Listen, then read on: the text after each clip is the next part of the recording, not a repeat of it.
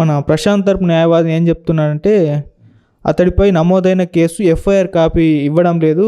ఈ కేసుల వల్ల కేసు ఏదైనా సరే ఎఫ్ఐఆర్ కాపీని పబ్లిక్ డొమైన్లో పెట్టాలి. ఎఫ్ఐఆర్ ఉంటేనే అతడికి బెయిల్ కోసం దరఖాస్తు చేసుకునే అవకాశం ఉంది అని చెప్తున్నారు సార్.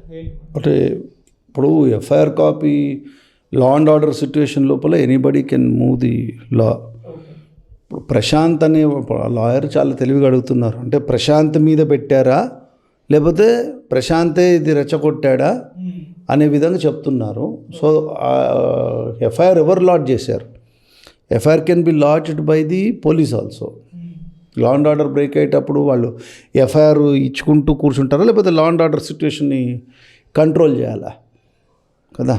కాబట్టి ఎఫ్ఐఆర్ వస్తుంది, కానీ ఎఫ్ఐఆర్ లోపల మరి ఆయన ఇన్స్పెక్టర్ ఆఫ్ పోలీసో ఎవరో అని చెప్తున్నారు, వద్దు బాబు నువ్వు రావద్దు అంటున్నారు. Maybe he can be a complaint కదా.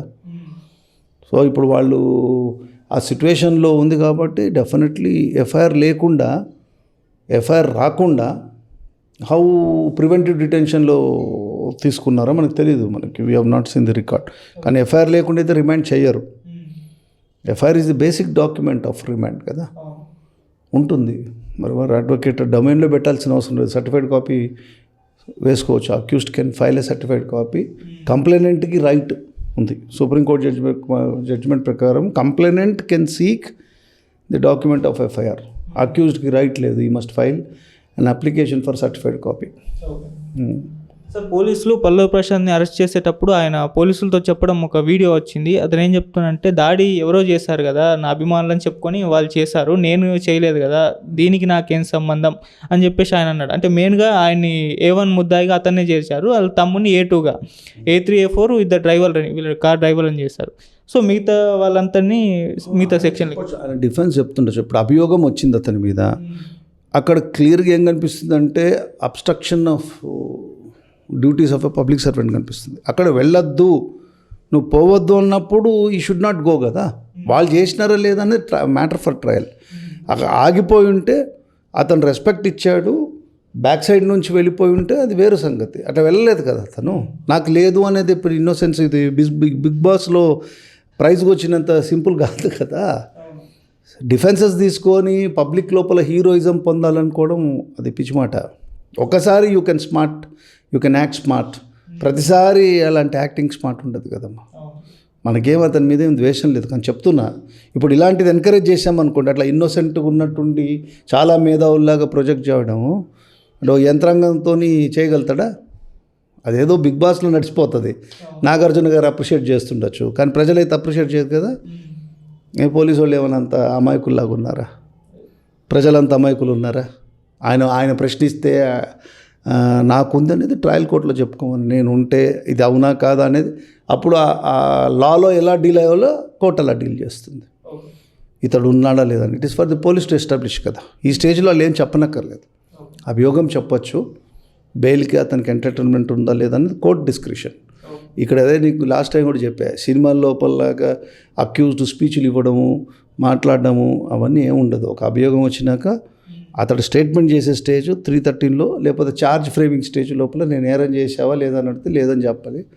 సాక్ష్యం వచ్చాక నువ్వేమో చెప్పుకుండేది ఉందా అని ఒక స్టేజ్ ఉంటుంది. జడ్జిమెంట్ ఇచ్చే ముందర నీకు ఈ శిక్ష వేయబోతున్నాను నువ్వేమంటావు, ఆ 3 స్టేజుల్లోనే అక్యూజ్డ్ నోరు తెరవాలి, లేకపోతే అతను మౌనంగా ఉండాలి.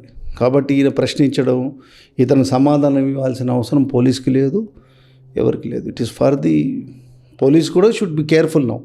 మేబీ అతను చెప్తున్న దాంట్లో డిఫెన్స్ నిజంగా ఇతని సంబంధం ఉందా, కుట్ర ఉందా? కుట్ర ఉండాల్సినంత ఉంది అంటే మరి ఎవరో దీని వెనక ఉన్నోళ్ళు కూడా బయటికి రావాలి కదా. ఇప్పుడు కుట్ర ఉంది అని ఈయన ఎలా చెప్పేశాడు? How he knows? స్పాంటేనియస్గా ఉండడానికి ఈయన పెద్ద నేషనల్ లెవెల్ పర్సనాలిటీ కాదు కదా. ఏమన్నా ఇదైనా టాప్ మోస్ట్ ఫిలిం స్టారా? ఒకవేళ క్రేజ్ బిల్డప్ కావడానికి, సపోజ్ పవన్ కళ్యాణ్ లాంటి స్టార్ వచ్చాడు, సడన్గా క్రేజ్ బిల్డప్ అవ్వడానికి కాదు కదా. So there is something calculated game. ఎవరు చేశారు?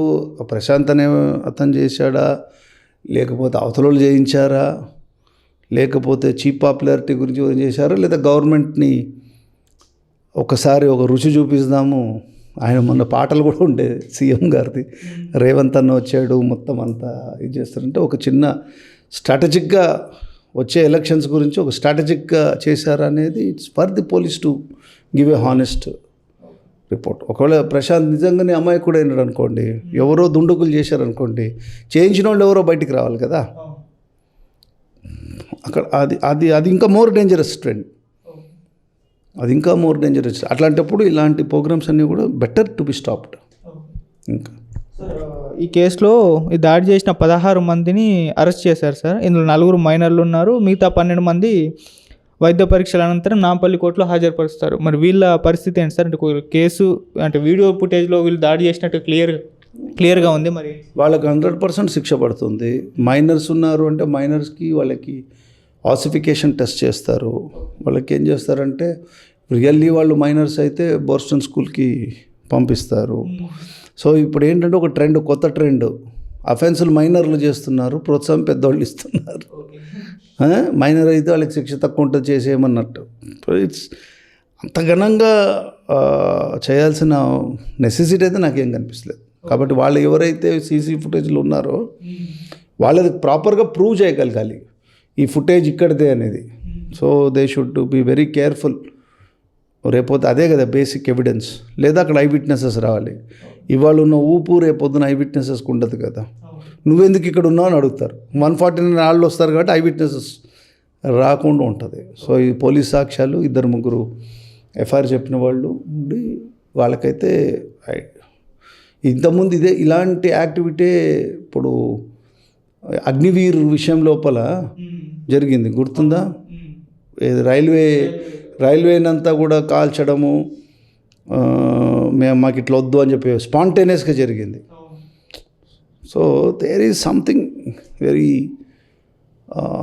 టు డీస్టెబిలైజ్, అంటే కొంచెం గడబడి చేయాలి అనేది ఏదో. మరి వాళ్ళు ఎవరు వాళ్ళు అనేది చూస్తే తెలుస్తుంది కదా. పోలీస్ వాళ్ళకి తెలిసి పార్టీ తెలిసి ఉంటుంది.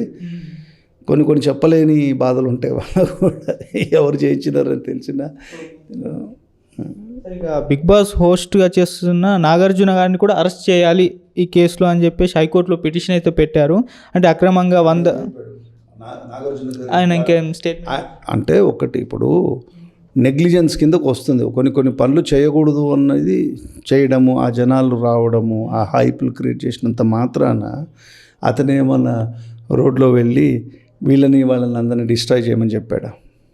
ఆయన ఏదో షో హాస్ట్ చేసి ఉండొచ్చు. కానీ మారల్ ఆఫ్ ది స్టోరీ ఏంటంటే ఆయన ఇలాంటి ప్రోగ్రామ్స్ ఒప్పుకోకూడదు. ఇంకా ఇప్పుడు ఆయనకేం సంబంధం, ఎవడో చేసిన దానికి ఈయన ఏం కుట్ర పన్నుతాడు?